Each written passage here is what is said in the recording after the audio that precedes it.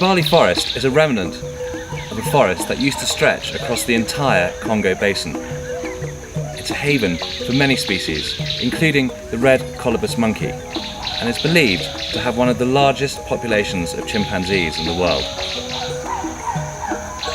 It's also home to 370 bird species and a similar number of trees. 15,000 hectares of forest were cleared in the 1970s and 80s.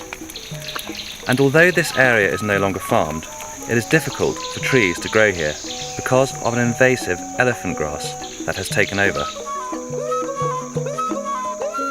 This tall grass blocks sunlight from young trees, which means that human intervention is needed to recreate the forest.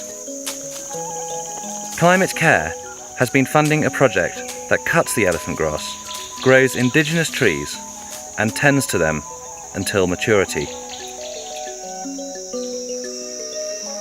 Climate Care started rehabilitation of degraded area in Kibale National Park 12 years back. That was around 2000. And where we are standing today was formerly colonized by elephant grass, and it was around 100% elephant grass. So right now, this place when it was planted has changed to a forest. This isn't a charity project. The carbon stored by the project is sold as credits to businesses and individuals who want to offset their own carbon emissions. This will provide the national park with a long-term stream of revenue to carry on its work with the forest and surrounding communities. When the forest is mature, it will store 400 tons of carbon dioxide per hectare. Where I'm standing now is the nursery site where all the silvicultural activities begin from. So in this place here, we raise the seedlings, starting with the pot feeding. Then we go to the forest, collect wildlings and the seed from mother trees. Right now in the nursery, we have about 6,000 seedlings, which was the balance out of the 142,000 seedlings that were taken for planting the last rainy season. Hundreds of local jobs have been created, growing and planting the seedlings, as well as looking after the trees as they grow to maturity. Because the forest attracts rain, it is flanked by a thriving agricultural belt, important to the Ugandan economy. One of the largest inhabitants of the forest, the African elephant, is under threat because farmers don't want them to cross their fields and destroy food crops. It is one of the concerns being addressed with the local community. Benefits Climate Care has brought to Kibale National Park is promoting a good public relationship with the community by digging the elephant deterrent train, which have prevented elephants from going out for crop raiding.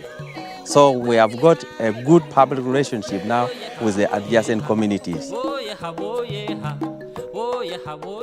Another benefit is cooperative banks through Climate Care have also dug shallow wells and then constructing the protected spring to provide clean water to the communities. So by doing so, it has reduced a number of sicknesses in which people contract through taking dirty water. Climate Care started rehabilitation of degraded areas in Kibale National Park in 2000. So it is now 12 years old. And they have planted about 1,000 hectares of degraded area in Kibale National Park. So I'm encouraging other people who are interested in buying carbon credits from Climate Care to invest in rehabilitation of the remaining areas in Kibale National Park. The planting of trees in Kibale National Park will help to fight against poverty among the local communities, conserve the national park, and fight against climate change in the whole world.